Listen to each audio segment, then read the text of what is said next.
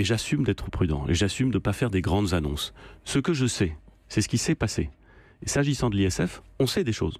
On sait que ça fait partir des contribuables riches et que donc ça appauvrit la richesse nationale. On le sait. Ça, c'est pas un pari.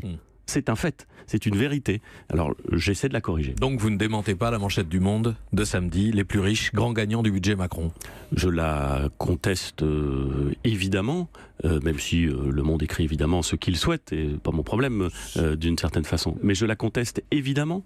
Parce que je pense que derrière cette idée que ce budget serait déséquilibré, il y a soit de l'incompréhension, soit parfois, je ne pense pas du tout que ce soit le cas du Monde, de la mauvaise foi. Il y a énormément de mesures dans ce budget qui sont destinées à améliorer et protéger la situation des plus fragiles. Et je constate que lorsqu'on les évoque, ceux qui nous écoutent, ou ceux qui nous interrogent en tout cas, les écartent assez rapidement du plat de la main, comme si elles ne comptaient pas. Moi, je considère que revaloriser massivement un certain nombre de minimums, l'allocation pour adultes handicapés, le minimum vieillesse, la prime d'activité, ça ne s'écarte pas du plat de la main.